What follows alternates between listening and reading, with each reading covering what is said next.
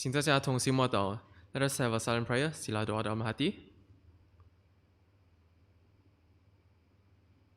日俩们，在我们还没开始我们的会前诗中，请大家一起跪下来做个祷告。Before we begin our hymnal session, let us kneel down and pray. Sebelum kita mulakan sesi kidung, mari kita sama-sama sujud berdoa.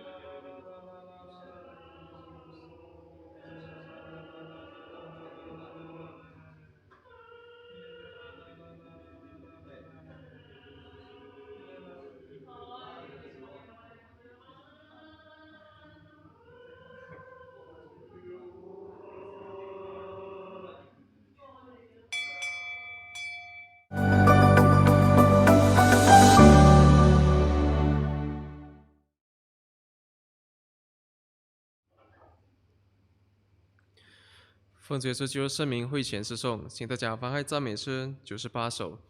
In the name of Jesus Christ, we begin our hymnal session. Let us sing the first hymn 98. Dalam nama Tuhan Yesus Kristus, kami mulakan sesi kidung, sila nyanyi kidung 98. 98 首 98 98.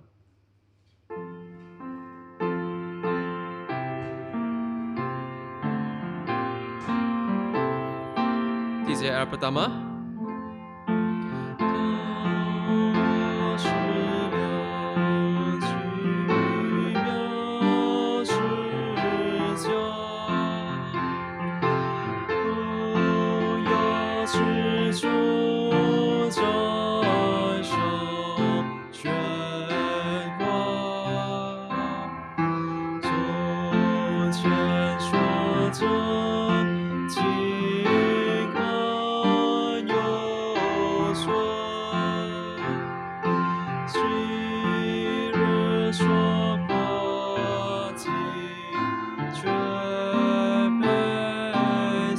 Stanza.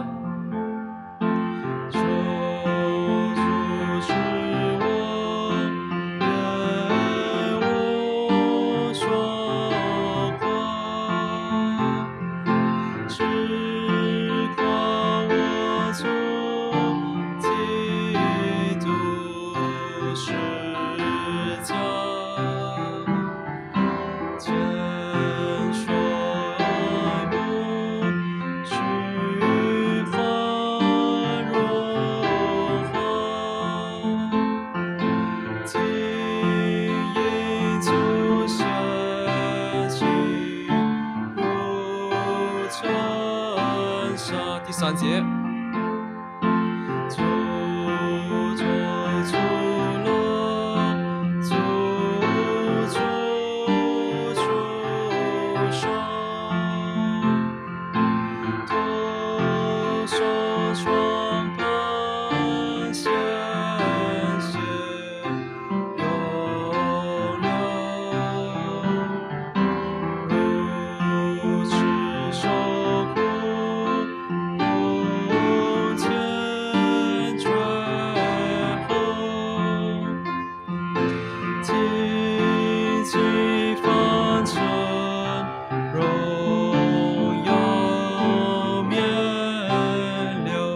第四节。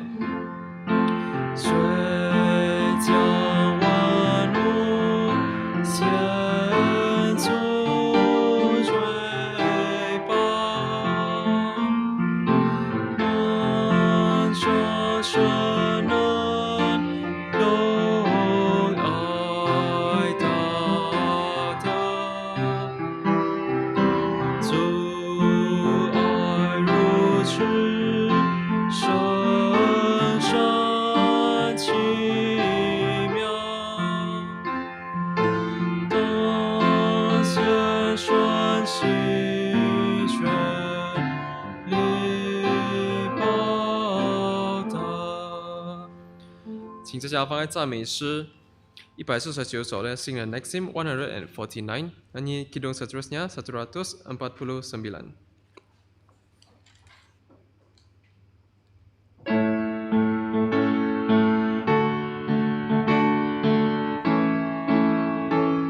DJ first stanza.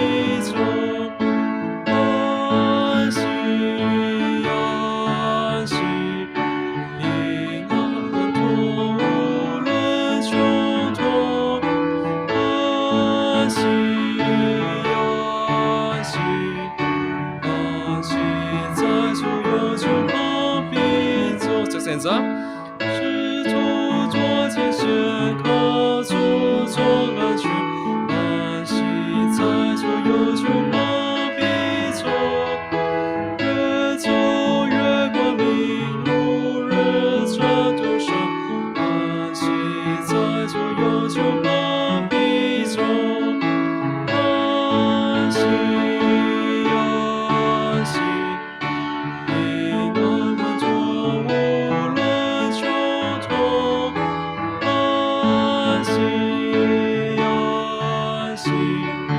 安息在所有救我必中的选择。不惧危险，亦不忧疲穷，安息在所有救我必中。救主常住在我必乐融融，安息在所有救我必中。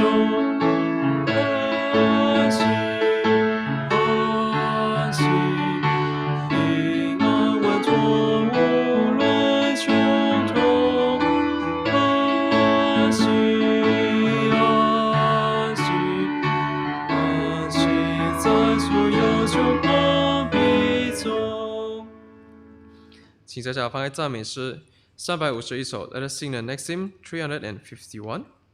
Nyanyi kidung seterusnya 351.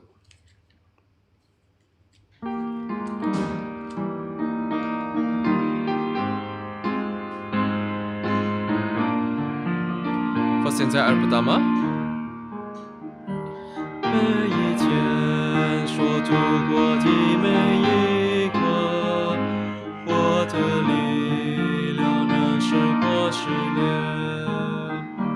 依靠天赋智慧手上供应，我永不再恐慌与挂念，我的挚爱拿着这过高山，他每天都安排几周全，无论愁苦或是喜乐时刻，都有你几个平安。这选择每一天主耶稣与我亲近，每时每刻是格外怜悯，我的挂虑我没有担当，他的名是确实与全能，主保护他儿女犹如珍宝，他必亲自看顾和指引，你日子如何，你流言如何，他的应许都是真。Ayat ketiga. 每当遭遇患难，求主帮助，坚信我主信实的应许，不如信心软弱无处退步，自觉信主必安慰怜恤，恳求主帮助我脱离忧虑，因为试炼都有主美意，我一生年日将如飞而去，直到尽应许复定。请大家再翻开赞美诗355首 Let us sing the next hymn 355. Nyanyi kidung seterusnya 355.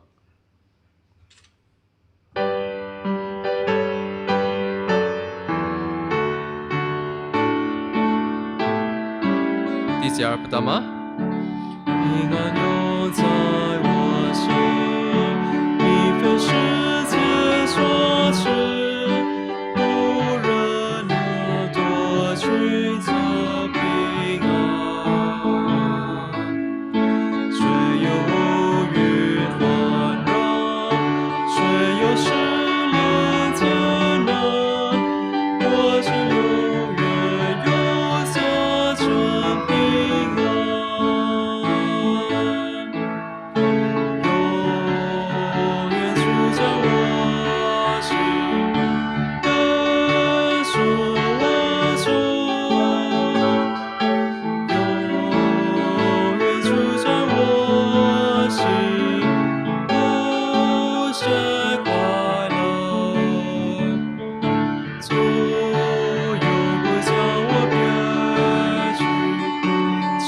手对我说，我永不离开你，耶稣我主。第二节，当这甜美平安充满在我心中，不是仿佛向主歌颂。黑暗顿成光明，终不全是重影。万福主耶稣何等光荣，永远住在我心，耶稣我主，永远住在我心，无限快乐。主永不将我撇去，亲手对我说，我永不离开你，耶稣我主。La senza，在世寄居之日，虽然漂泊无定，他促使我安乐融融。将来荣耀大日，主必再来接我，回到天上最荣美家中。永远住在我心，耶稣我主，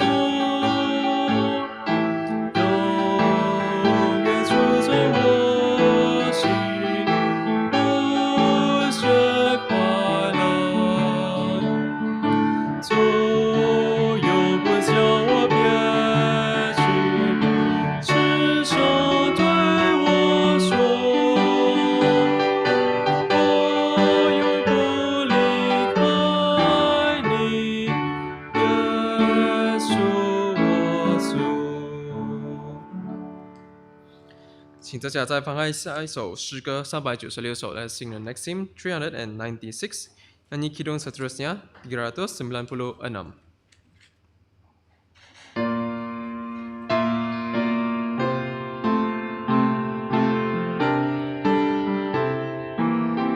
Titie Fasenza， 我要成全，我不负他人信任，我要接近，因有人际关心，我要刚强，才能当人间苦痛，我要壮胆，足以去彼得胜，我要壮胆，足以去彼得胜。第二节，我要祈求，有更多的可能，我要给予，真心不求回报，我要去还，不忘记只身软弱，我要享受喜乐欣赏主人，我要享受喜乐欣赏主人。第三节，我要祈求，有更多祷告良权。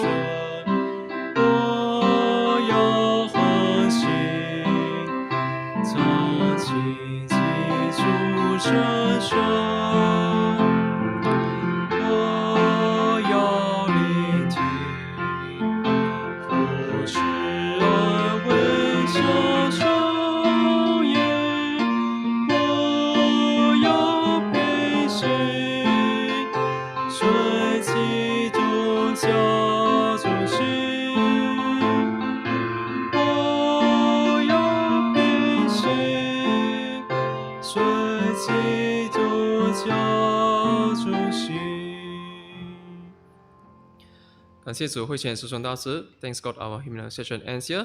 Syukur pada Tuhan, sisi kita sampai di sini. Haleluya.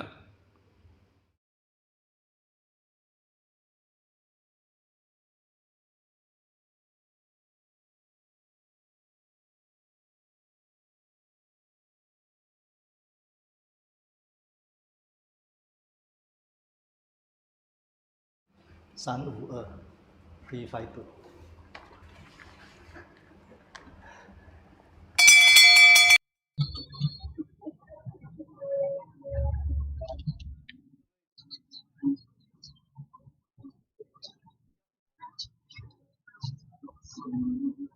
Salam sejahtera Hari Sabat kepada semua saudara-saudari yang dipilih oleh Tuhan Yesus. Semoga Tuhan berserta kita. Sila doa dalam hati.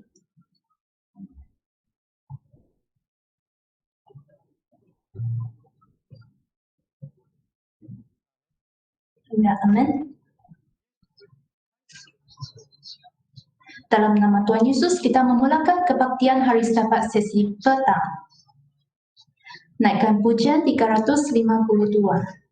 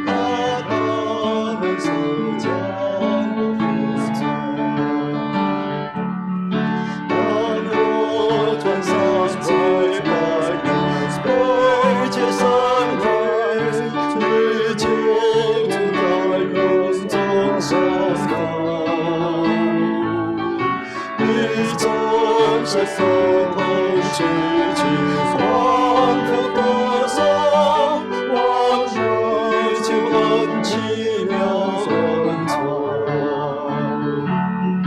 他在那灵魂，在那磐石水中，落在高山地的阴雷。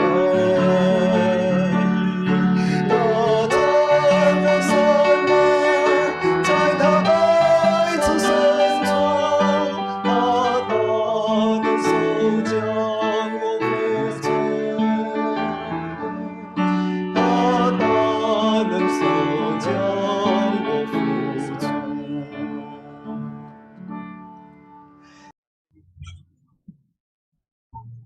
Syukur kepada Tuhan kerana Dia menyempurni kita di dalam kasih sayangnya. Kita adalah yang selamat dan menikmati semua berkat Tuhan. Kalau kita ada malapetaka menimpa kita, kita masih bersyukur.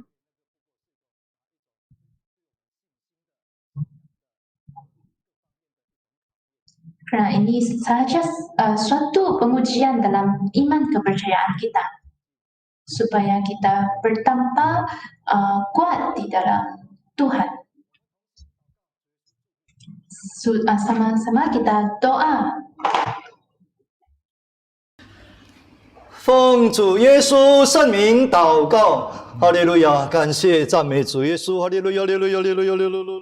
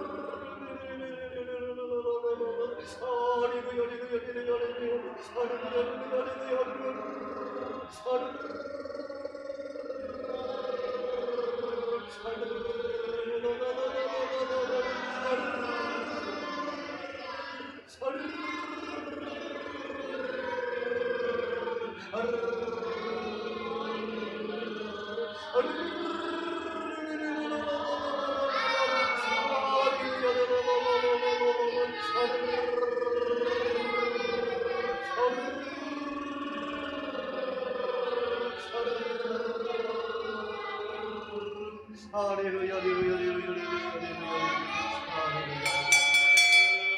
哈利路亚！感谢主耶稣，阿门。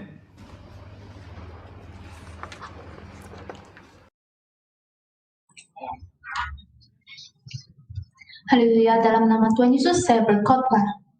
Bersandar kepada Roh Kudus, kita teruskan kongsian kita tentang kehidupan manusia. Khotbah pertama kita telah mengkongsikan 6 berkat dalam kehidupan. Orang Cina ada menyatakan 6 berkat. Tapi apa yang kita kongsikan adalah tentang berkat di dalam Alkitab. Khotbah yang kedua yaitu suka duka kehidupan. Hari ini kita teruskan kongsian khotbah kita, iaitu khotbah yang ketiga, perlahankanlah langkah hidup. Iaitu tema kita ialah perlahankanlah langkah hidup.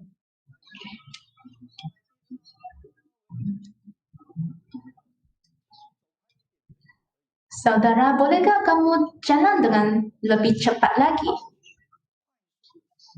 Dalam generasi yang mementingkan kepantasan, adakah kita boleh menjadi perlahan? Ya, boleh. Kita boleh menjadi perlahan. Kamu boleh perlahan dalam pertuturan Anda. Dan kamu akan kurang bercakap salah. Dan orang yang dengar juga boleh dengar dengan jelas. Kalau kamu berjalan juga boleh perlahankan langkah kaki kamu. Maka isteri kamu boleh mengikutimu.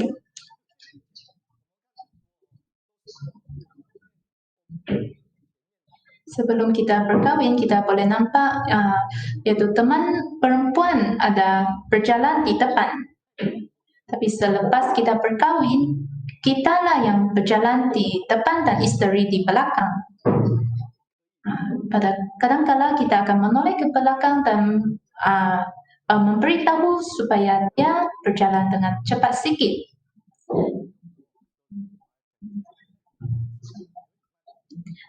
Kamu juga boleh perlahan dalam pemakananmu. Ini adalah untuk baik untuk sistem pergadaman kita. Tapi pelajar teologi memberitahu saya janganlah makan dengan perlahan. Nanti sayur pun habis. Ini adalah dikatakan oleh pelajar teologi. Kamu boleh makan dengan perlahan. Apa lagi yang kita boleh buat dengan perlahan? Yaitu memandu. Bukan saja ini adalah cara yang selamat dan ia boleh menjimat petrol. Mengapakah kita mengatakan lebih perlahan, lebih cantik? Tapi soalannya, adakah kamu boleh perlahankan langkah kamu? Alkitab ada wahyu kepada kita. Alkitab ada mewahyukan bahawa pada zaman akhir adalah mementingkan kepantasan yang tidak boleh perlahan. Sila lihat buku Daniel pasal 12 ayat 4. Ayat 4, tetapi engkau Daniel sembunyikanlah segala firman itu dan menteraikanlah kitab itu sampai pada akhir zaman. Banyak orang akan menyelidikinya dan pengetahuan akan bertambah. Ini adalah wahyu tentang zaman akhir. Ada banyak orang yang akan menyelidikkannya. Dan perkara yang pertama ialah pengetahuan akan bertambah dengan sangat pantas. Ini merupakan keadaan masyarakat kita, iaitu sains dan teknologi kita bertambah maju dengan sangat pantas.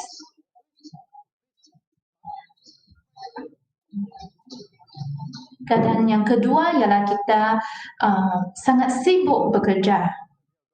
Cara hidup kita menjadi sangat pantas, sangat cepat. Ada bahasa Kantonis yang berkata, kalau kamu berjalan dengan cepat, kamu boleh mendapat banyak. Kalau kamu berjalan dengan lambat, kamu akan kehilangan banyak perkara. Jadi kalau kamu mahu mendapat banyak penikmatan, jadi kamu boleh berjalan dengan cepat. Dan bahasa Hokkien juga berkata sangat takut akan kalah. Jadi kalau kamu takut akan kalah, kamu akan berjalan di depan orang lain.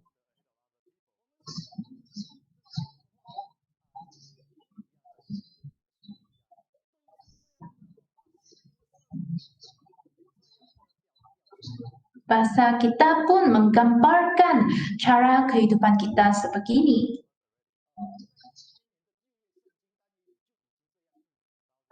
tahun beribu-ribu tahun dahulu Alkitab telah mewahyukan kepada kita. Adakah perkara akan menjadi indah kalau kita berjalan dengan cepat? Adakah cepat maka kita akan menang? Marilah kita melihat bagaimanakah Tuhan berkata, adakah kita akan menang kalau kita cepat? Kita lihat Mazmur 147 ayat 10. Di sini mengatakan, ia tidak suka akan kegagahan kuda dan ia tidak senang kepada kaki laki-laki. Di dalam peperangan kita bersandar kepada kuda. Pada zaman dahulu mereka bersandar kepada kuda dalam trafik juga.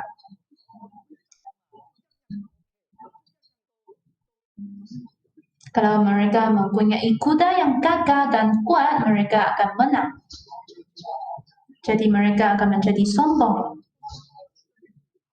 Jadi Tuhan juga tidak senang kepada kaki laki-laki yang cepat seperti kuda. Karena manusia akan menganggap bahwa kalau mereka adalah yang gagah dan kuat, mereka tidak perlu sandar kepada Tuhan dan tidak perlu berdoa lagi.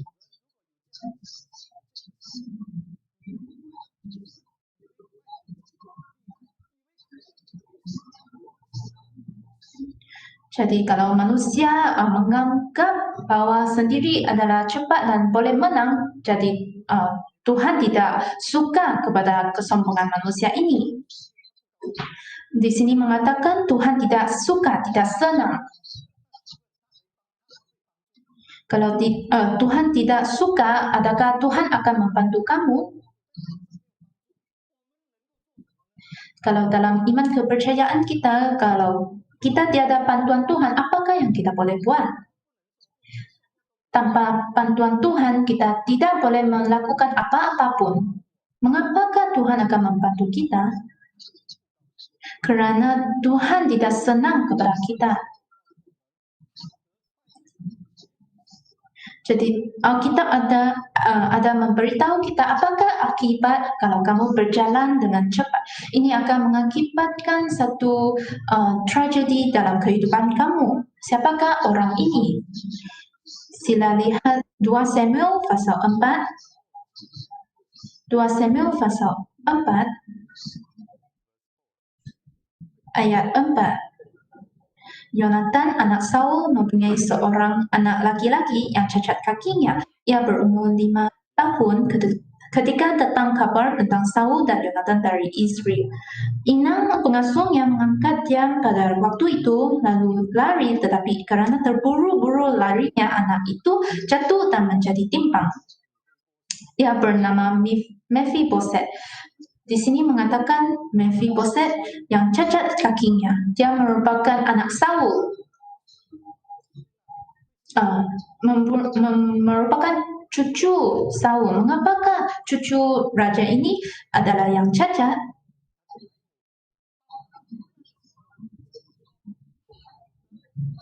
Karena inang pengasuhnya mengangkat dia pada waktu itu lalu lari, tetapi karena terburu-buru larinya, anak itu jatuh dan menjadi timpang.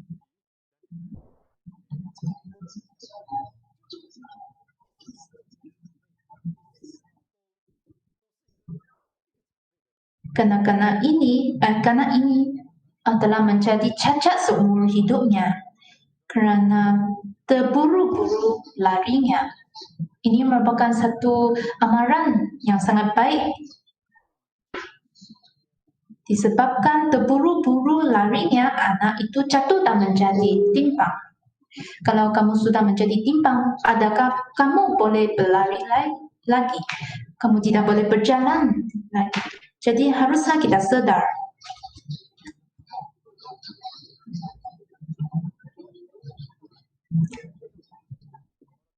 Manusia duniawi mereka berlari dengan sangat cepat. Janganlah kita mempelajari cara mereka. semasa bayi mereka dalam kandungan ibu, mereka sudah berlumba mahu anak mereka menjadi juara.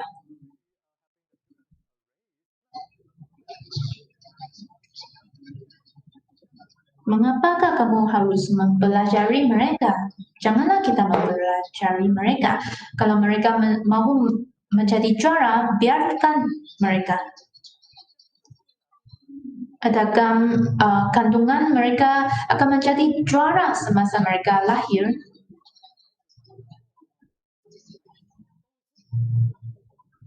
Pada hakikatnya, bayi yang dilahirkan akan menjadi bermasalah ataupun menjadi hyperaktif kalau mereka menggunakan cara ini. Jadi orang Cina ada satu pepatah,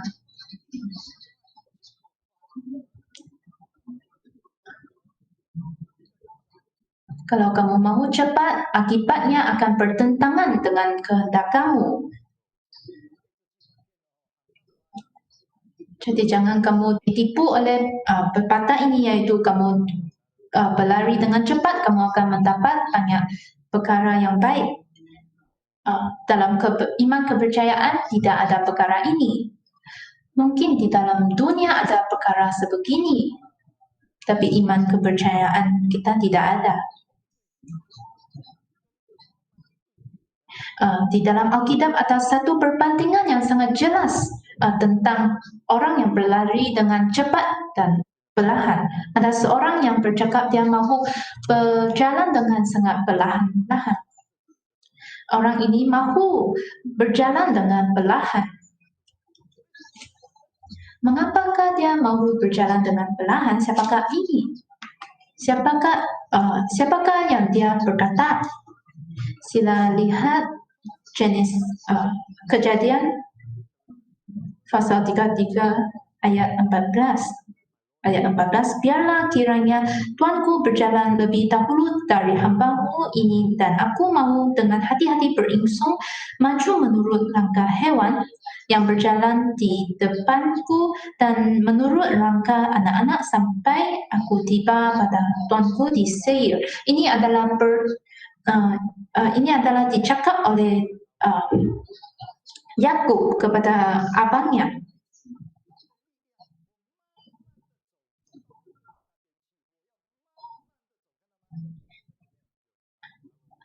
Dia mahu dengan hati-hati beringsung maju menurut langkah hewan. Mengapakah dia mahu berjalan dengan perlahan? Jawapannya adalah di ayat 13. Tetapi Yakub berkata kepadanya, Tuanku maklum bahwa anak-anak ini masih kurang kuat. Dan bahwa bersedar aku ada kambing domba dan lembu sapi yang masih menyusui. Jika diburu-buru satu hari saja, maka seluruh kumpulan binatang itu akan mati. Abang yang mahu dia berangkat dengan sangat cepat. Tapi Yakub berkata kepada abangnya, saya mahu berjalan dengan perlahan-lahan. Ini merupakan tema kita, perlahankanlah langkah hidup kita. Kita berjalan dengan sangat lambat, perlahan.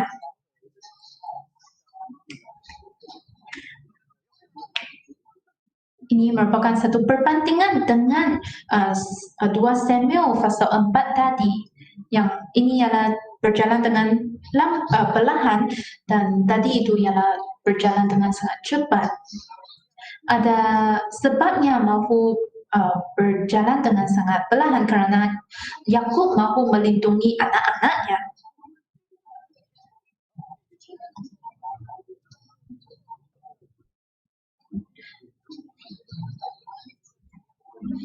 Kalau hari ini kamu mahu anak kamu menjadi juara, menjadi menang dalam kehidupan, adakah kamu bertimbang tentang kekuatan ataupun kemampuan anak kamu? Mereka akan berhidup dengan sangat sengsara. Mereka akan berputus asa.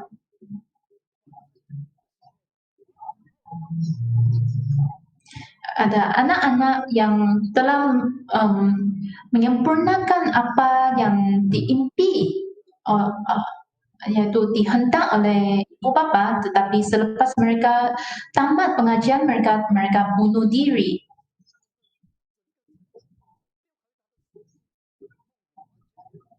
Kerana ibu bapa tidak bertimbang rasa tentang perasaan mereka dan kehidupan anak-anak mereka. Jadi Yakub di sini adalah yang sangat berhikmat. Dia bertimbang rasa terhadap anak-anak yang masih kecil dan kambing domba dan lembu sapi yang masih menyusui.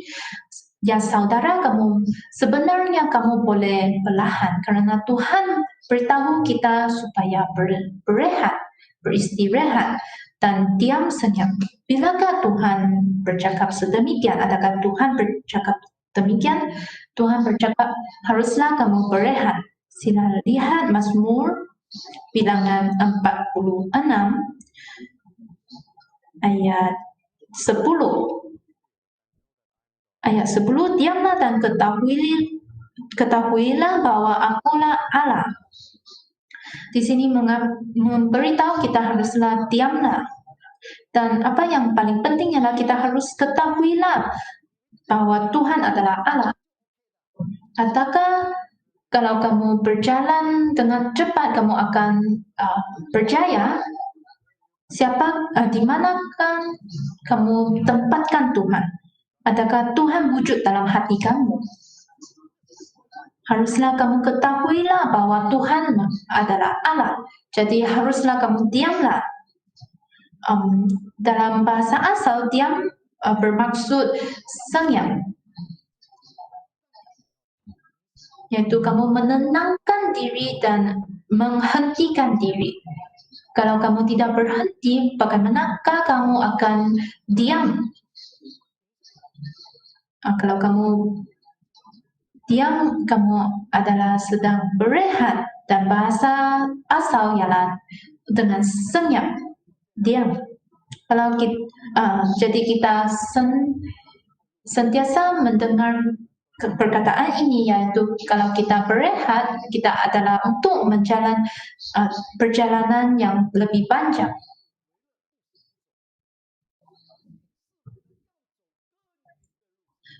Berehat bukan untuk menghentikan perjalanan kita, bahkan kita mahu meneruskan perjalanan yang lebih panjang.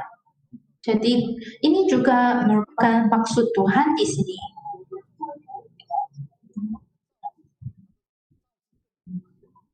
Di struktur bahasa Cina, yaitu perkataan Cina, tahukah kamu bagaimanakah perkataan berehat di dalam bahasa Cina?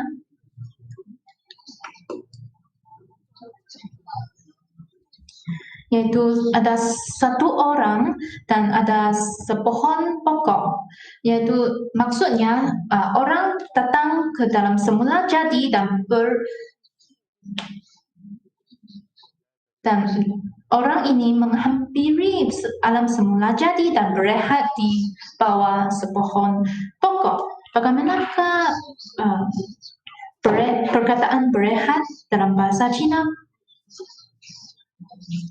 Yaitu ada bermaksud hatimu harus berehat.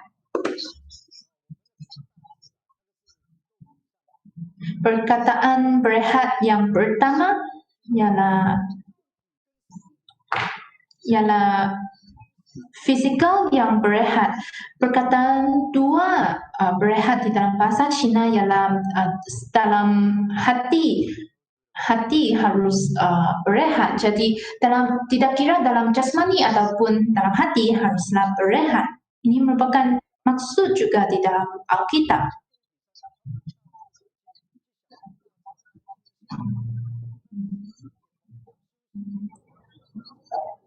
Bukan saja jasmani kita harus menghampiri alam sekitar untuk berehat, kita punya hati dan minda juga haruslah berehat.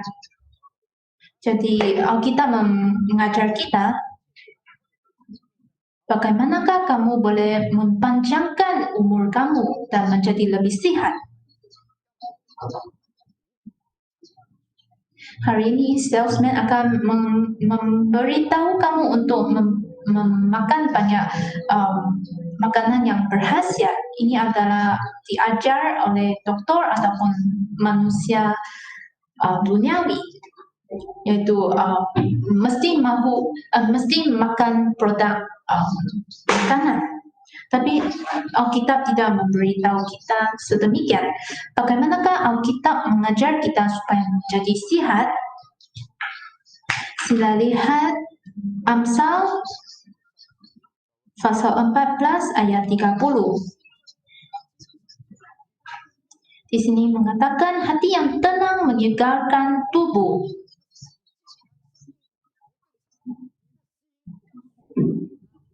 Kalau kamu mahu tubuh yang sihat dan panjang umur, hati kamu haruslah belajar untuk menjadi tenang.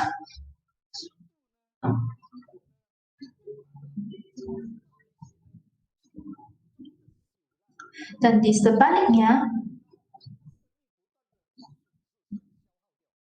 sebaliknya, iri hati membusukkan tulang kamu.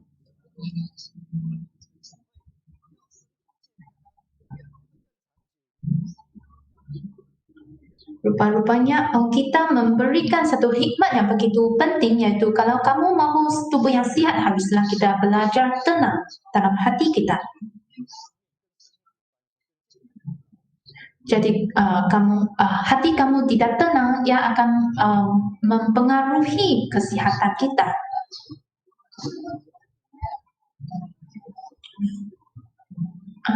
Tidak kira apa-apa produk yang kamu makan, kalau hati kamu tidak tenang, ini tidak akan bermanfaat kepada kita. Ia hanya akan menjadi kamu lebih letih.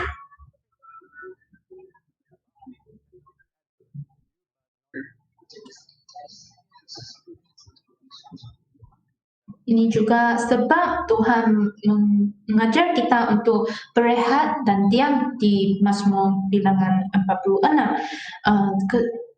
Bukan sahaja kita harus tenang di dalam iman kepercayaan kita, ini juga untuk bermanfaat terhadap kesihatan kita.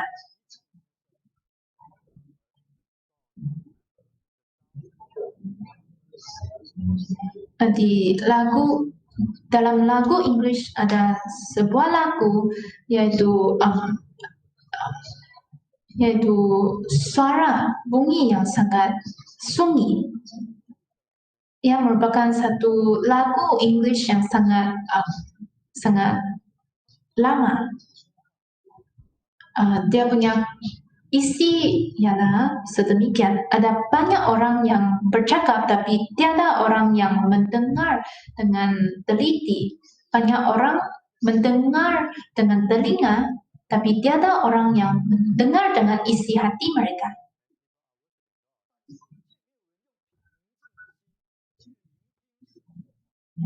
Tiada orang yang menggunakan hati untuk mendengar perkataan Tuhan.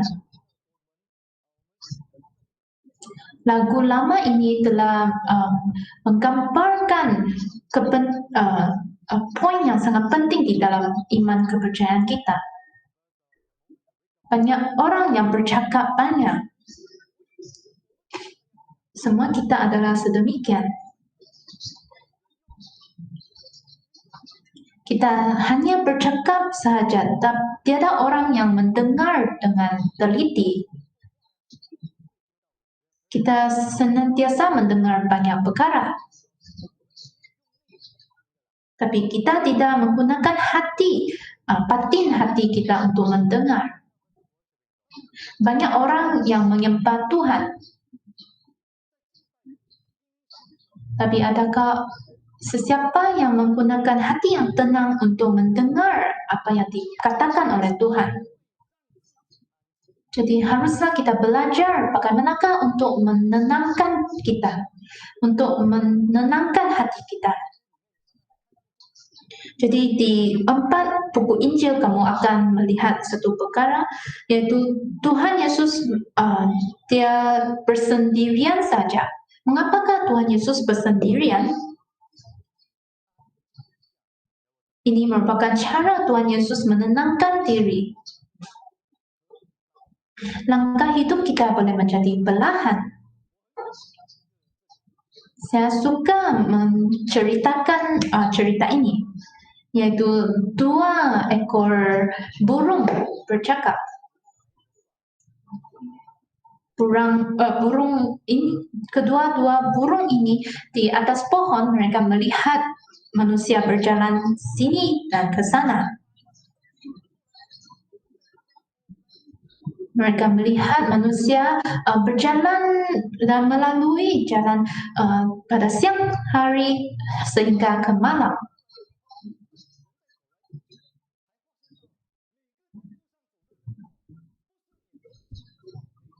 Bukan saja mereka mendapati manusia berjalan ke sini sana, mereka juga melihat muka mereka adalah yang sangat musam dan pucat.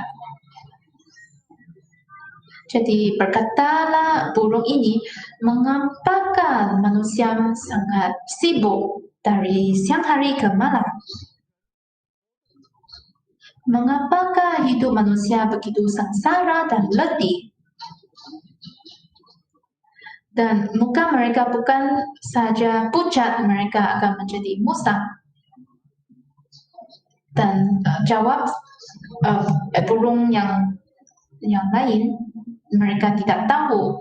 Mungkin Tuhan mereka tidak melindungi mereka. Ini adalah masalah yang besar. Burung ini berjawab sedemikian. Burung ini bertanya sedemikian, mengapakah manusia hidup dengan sengsara dan letih? Jawab burung yang lain ialah mungkin Tuhan tidak menjaga kita. Ini merupakan satu masalah yang sangat besar. Setelah saya dengar, saya berasa bersalah kepada Tuhan, terutamanya kita yang menyembah Tuhan. Adakah jawaban burung ini adalah yang tidak patut? Tetapi apa yang dijawab burung ini adalah hakikat. Walaupun burung ini tidak bernilai dan sangat lemah,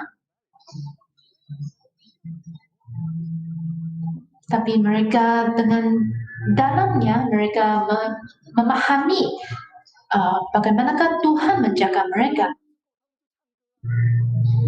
Selepas mereka bekerja keras untuk mencari makanan, mereka akan berehat.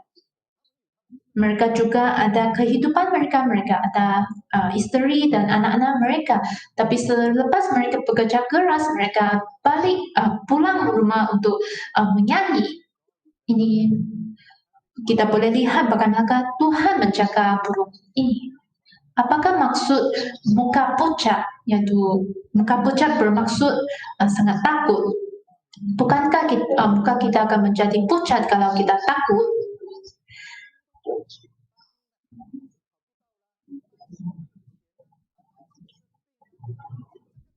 Dalam kehidupan kita ada banyak kekhawatiran, terutama di pandemik ini.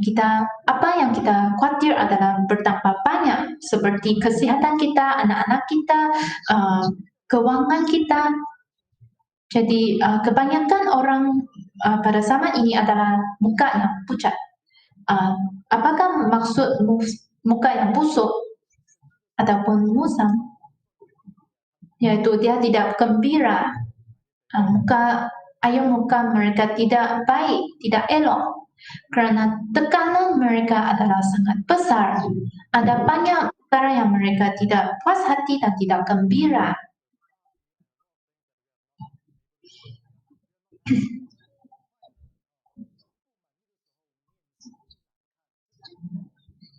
Kalau manusia tidak puas hati, muka mereka akan menjadi tidak elok dan mereka mempunyai muka yang busuk.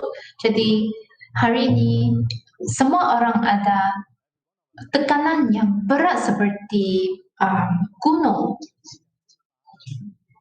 Ini merupakan perbualan dua burung ini. Tapi perbualan mereka menggambarkan apa yang terjadi di zaman ini. Jadi saudara, kamu boleh menjadi belahan. Adakah kamu pernah mendengar cerita tentang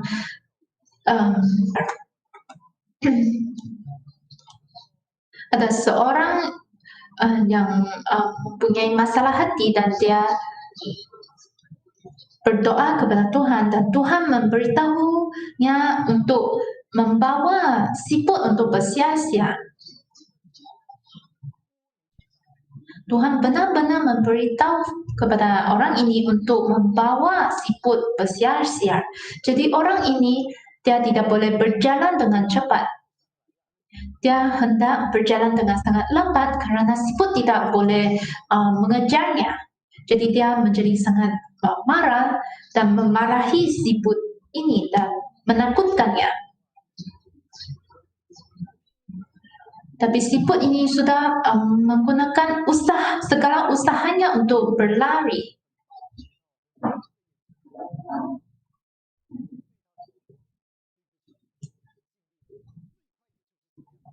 Jadi siput ini dengan rasa bersalah dia mengatakan kepada orang itu, minta maaf, saya sudah cuba sedaya upaya. Disebabkan siput ini mahu berlari dengan cepat, dia telah cedera.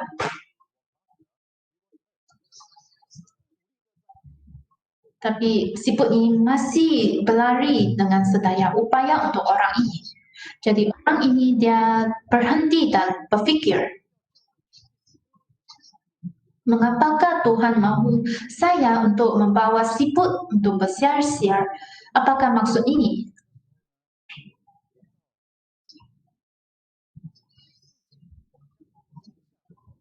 Sewaktu dia berfikir sedemikian, seluruh dunia seakan-akan sudah senyap. Tuhan juga tidak menjawabnya. Fikirnya, memandangkan Tuhan tidak menjawab saya biarkan saja.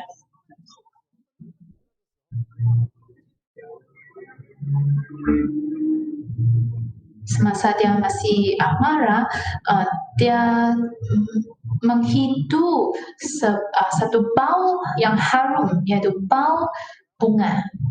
Rupa-rupanya ada sebuah taman bunga. Mengapakah saya tidak mendapatinya?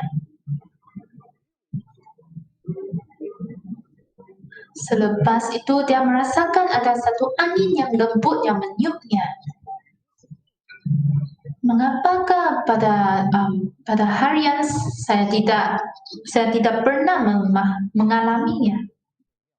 Ini merupakan satu perkara yang sangat istimewa dan sangat indah. Dia juga boleh mendengar bunyian burung. Mengapakah di kehidupannya sibuk ini saya tidak pernah mengalami semula jadi ini, dan dia sudah sedar. Apakah yang dia sedar?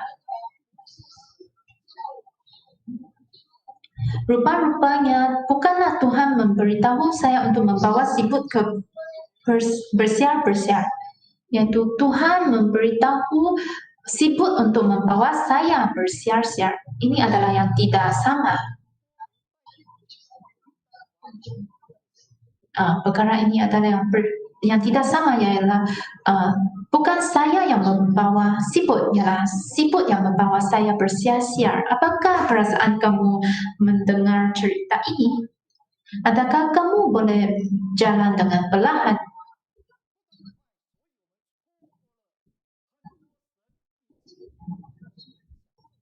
Disebabkan kita mahu berjalan dengan cepat, kita telah kehilangan banyak penikmatan yang Tuhan memberikan. Hari ini haruslah kita berjalan dengan perlahan, barulah kamu boleh mengalami apa yang diberi oleh Tuhan.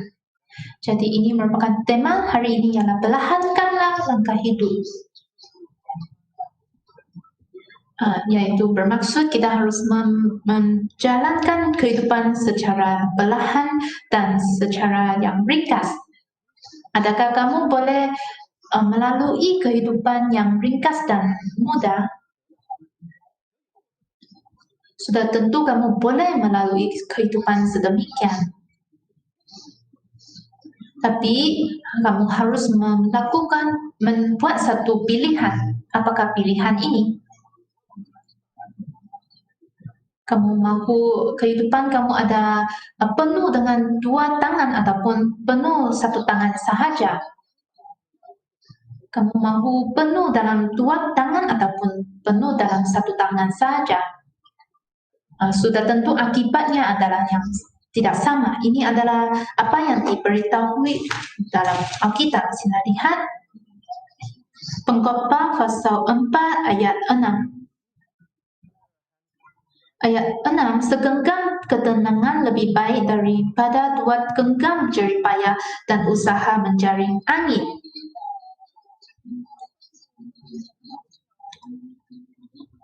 Walaupun saya ada segenggam saja, tapi saya melalui kehidupan dengan sangat tenang.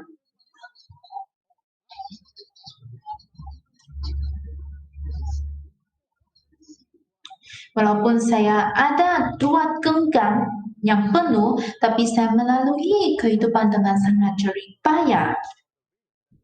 Dan usaha saya sahaja menjaring angin.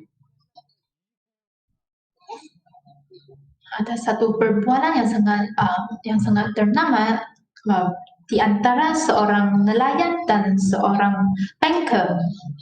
Banker ini dia berehat di tempat nelayan ini. Dia melihat nelayan ini balik dari menangkap ikan. Jadi dia bertanya kepada nelayan ini, satu hari kamu mendapat berapa hasil? Dan nelayan ini berjawab, ini saja hasil ini. Apakah yang kamu lakukan selepas kamu menangkap ikan? Nelayan berjawab, saya balik ke rumah untuk mandi dan saya minum kopi. Lepas itu saya membaca surat khabar. Selepas itu saya berehat sebentar. Selepas itu saya pergi menggunting rumput dan bunga. Selepas itu saya membawa anak-anak dari sekolah. Ini merupakan kehidupan nelayan. Jadi banker ini berasa ini adalah sangat membazir kehidupan. Jadi banker ini mengajar nelayan bagaimana untuk menjadi kaya. Jadi dia mengajar nelayan ini untuk membeli satu kapal yang sangat besar untuk menggaji orang untuk bekerja. Dan banker ini mengajar nelayan untuk membina satu kilang untuk mengeksporkan hasil penangkapannya ke luar negara. Dan nelayan ini bertanya kepada banker ini, berapa lama harus usaha untuk menjadi kaya? Adalah 10 tahun dan kamu tidak boleh berehat. Selepas kamu menjadi kaya, apa yang kamu boleh buat? Jadi banker ini menjawab, kamu boleh minum kopi dan boleh membaca surat kabar. Selepas itu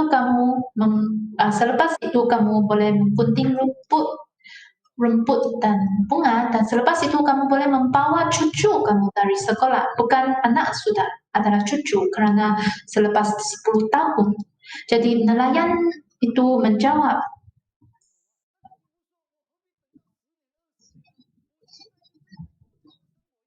nelayan ini menjawab, mengapakah saya perlu menunggu 10 tahun?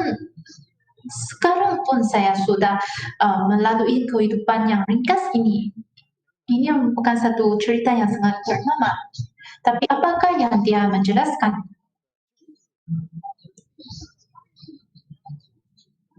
Apa yang dia mahu menjelaskan ialah Pengkhotbah pasal 4 ayat 6 di sini.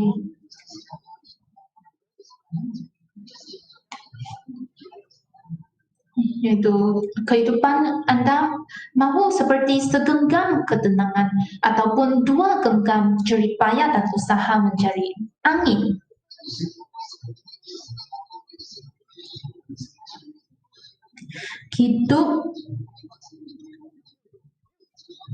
Kehidupan kamu sekarang adalah sama seperti kehidupan 20 tahun nanti. Sebenarnya Tuhan ada mengajar kita bagaimanakah kita mendapat kekuatan ini.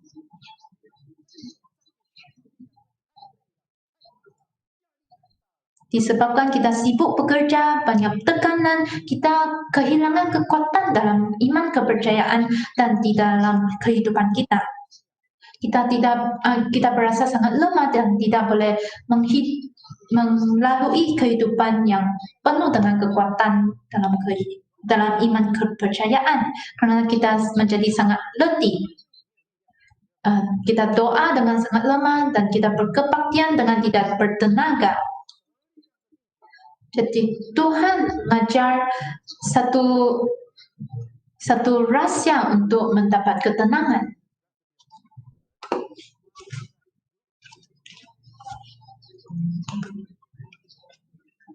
Kalau ahli pakar memberitahu rahsia kepada kamu, ia akan memakan kos yang tinggi kerana ia merupakan satu rahsia ataupun satu resepi.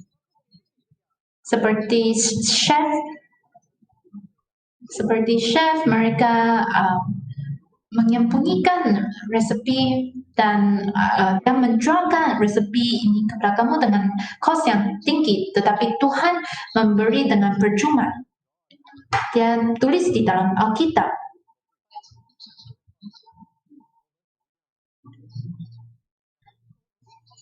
Tapi rahsia Tuhan ini kita akan berasa kita tidak mahu ataupun kita tidak mahu peduli.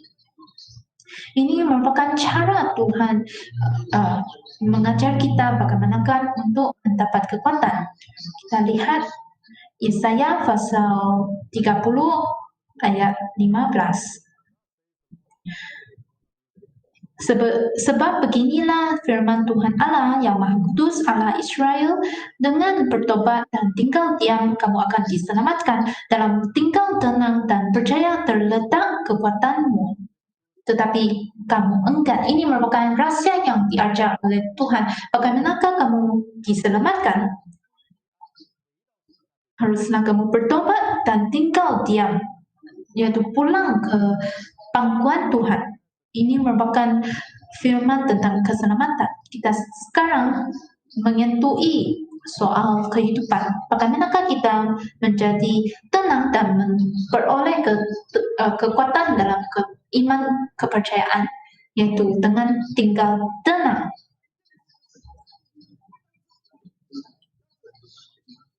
Yaitu harus kita tinggal tenang, kita berhenti dan berehat sebentar. Tetapi kamu enggan. Kita berasa cara Tuhan ini adalah yang tidak baik. Mengapakah kita tidak mahu cara Tuhan? Karena kita sendiri ada cara sendiri.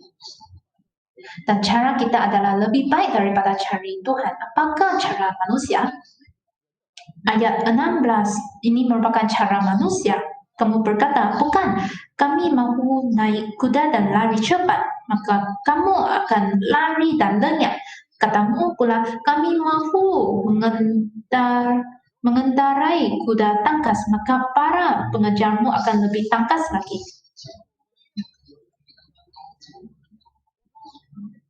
Tuhan mengajar kita supaya tinggal tenang, tetapi kita enggan. Kita mahu berlari dengan cepat.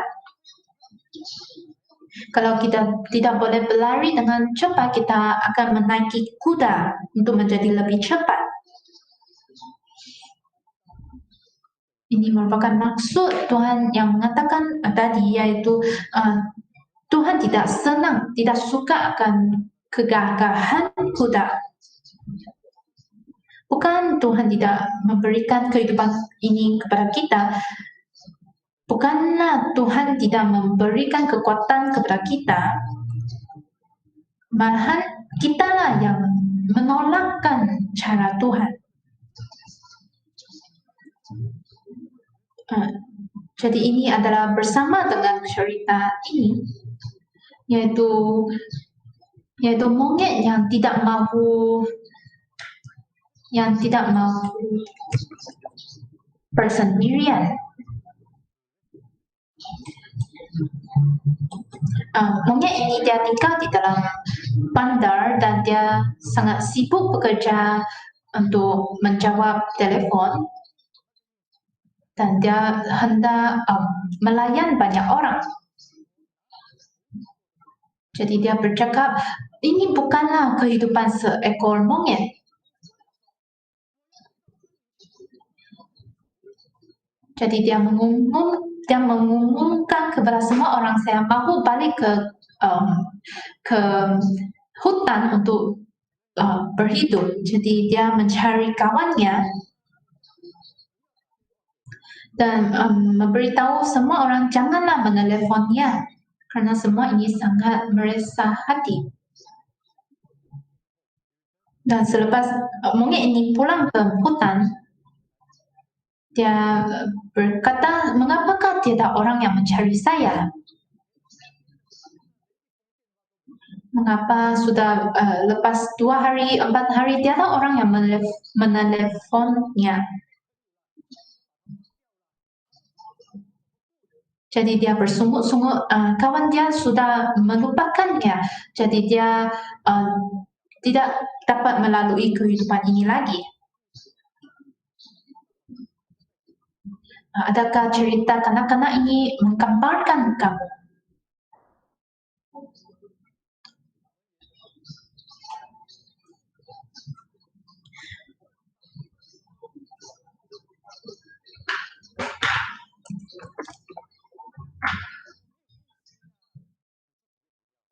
Rupanya kita seperti monyet yang tidak mahu bersendirian ataupun melalui kehidupan yang sunyi. Marilah kita menjadi seperti tema kita, perlahankanlah langkah hidup kita. Kita membaca satu ayat terakhir.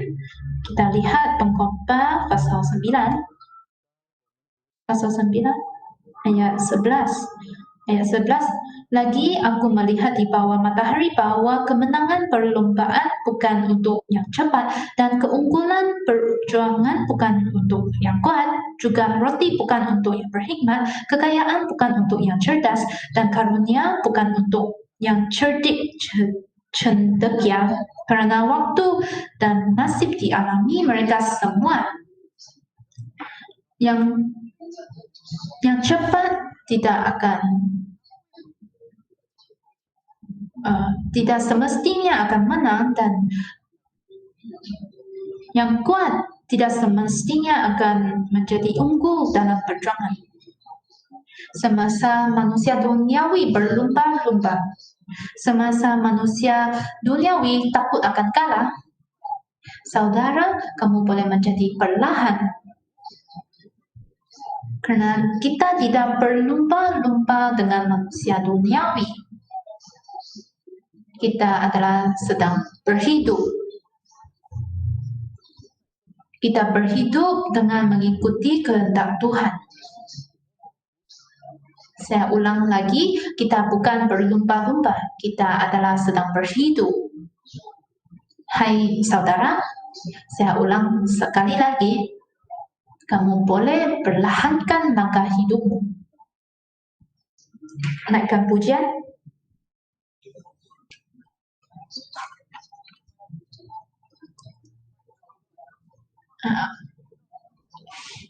Ada orang yang bercakap, pendeta kamu cakap mahu perlahan tapi kamu bercakap dengan sangat cepat. Kalau saya bercakap dengan perlahan, banyak khotbah yang saya tidak boleh menghabiskan. Naikkan pujian 336.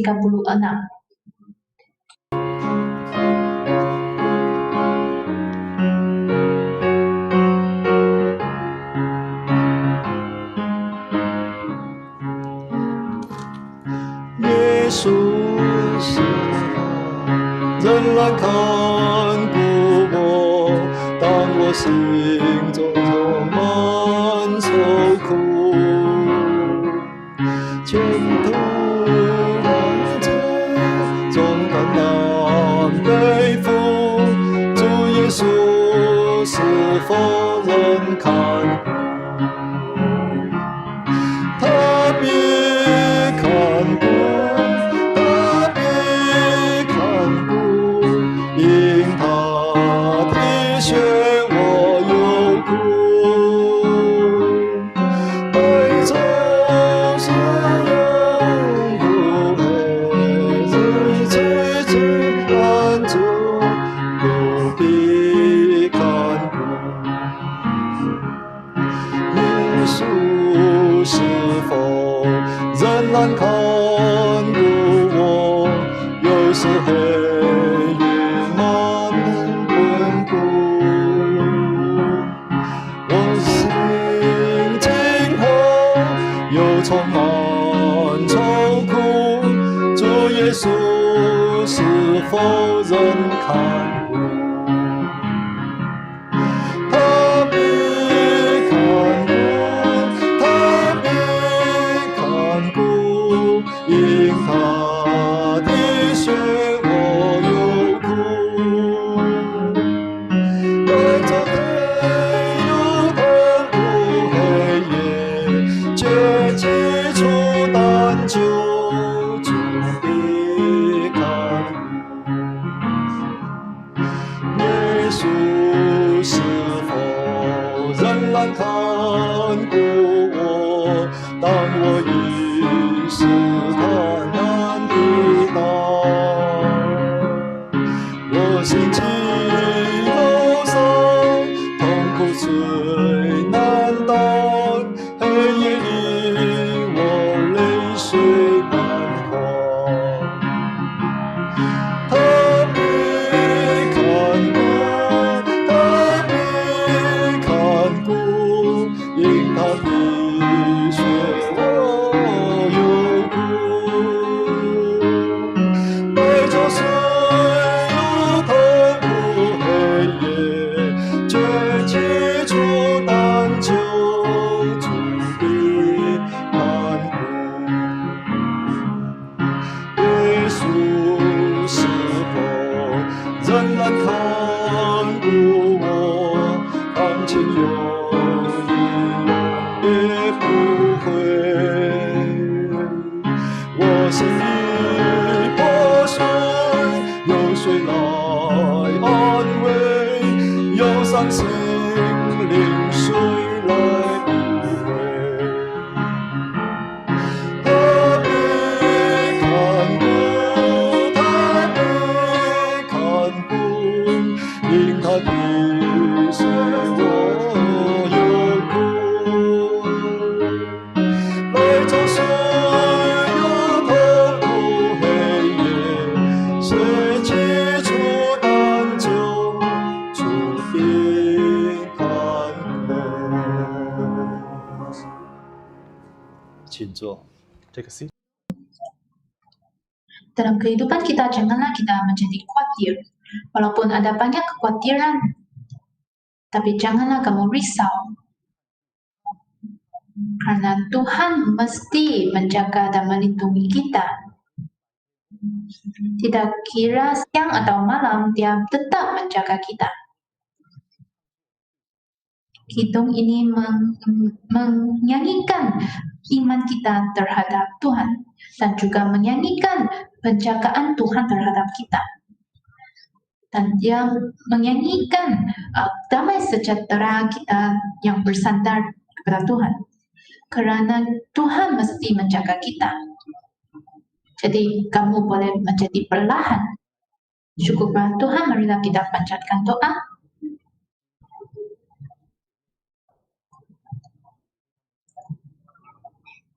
Kita bantu doa terhadap saudara-saudari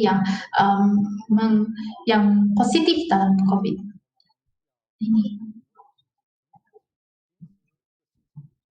Haruslah kita mengeluarkan iman kita yang belajar dari kebaktian, kita hidup dengan beriman.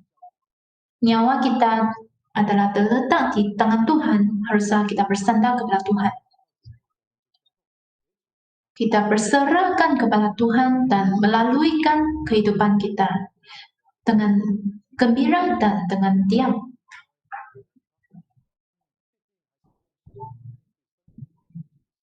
Haruslah kita menggunakan senyuman untuk menghadapi segala cabaran dalam kehidupan kita. Kerana ini akan memuliakan Tuhan dan bersaksi tentang kasih karunia Tuhan. Kalau kita senantiasa muka musam ataupun kita senantiasa sedih dan menangis, bagaimanakah kamu bersaksi tentang Tuhan? Ini merupakan masa yang sangat penting. Marilah kita memuliakan Tuhan.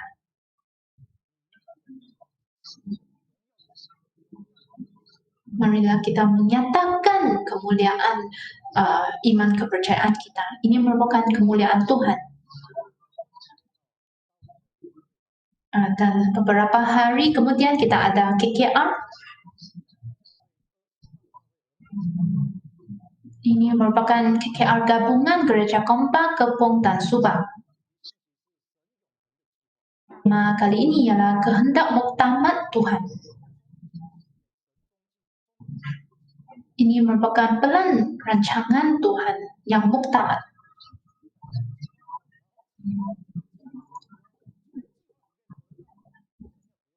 Supaya kita boleh memahami pelan Tuhan dan kita boleh melipatkan diri dalam pelan ini. Bukankah ini merupakan satu kemuliaan yang sangat besar kalau kita boleh melipatkan diri di dalam pekerjaan ataupun pelan rancangan Tuhan.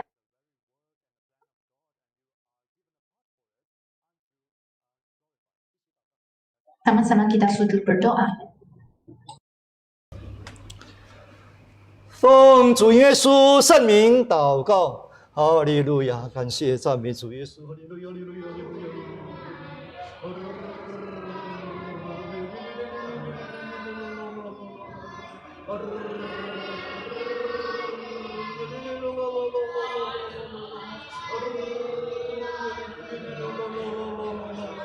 哈利路亚。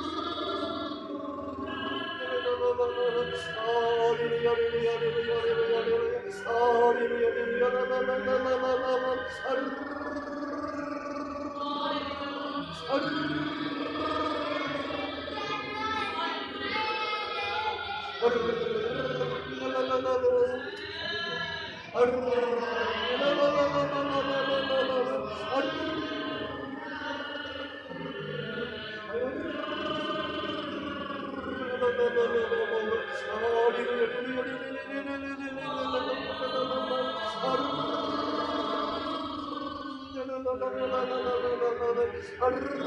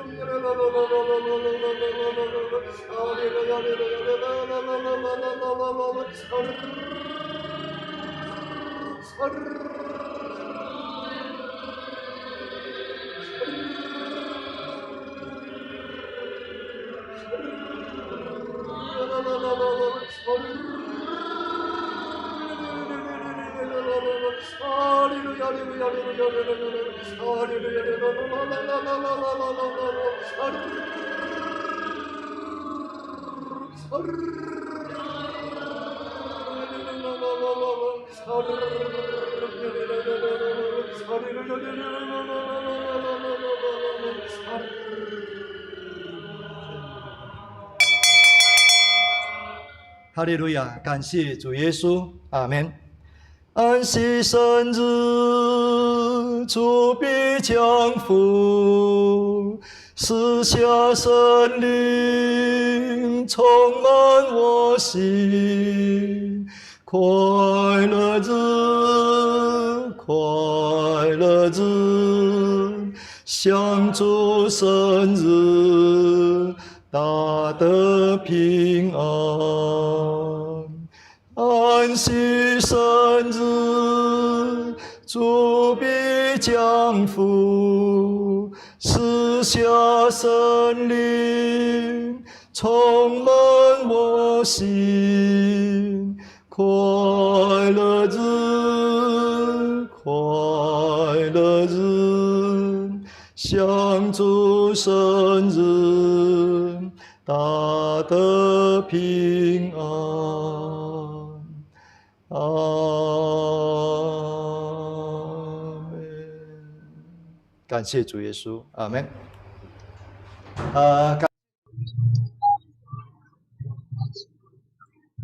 Syukur kepada Tuhan karena memberkati dan memimpin kebaktian sahabat kita. Sampai sini saja kebaktian. Marilah kita berjumpa dengan Tuhan Yesus esok. Salam sejahtera dan jumpa lagi.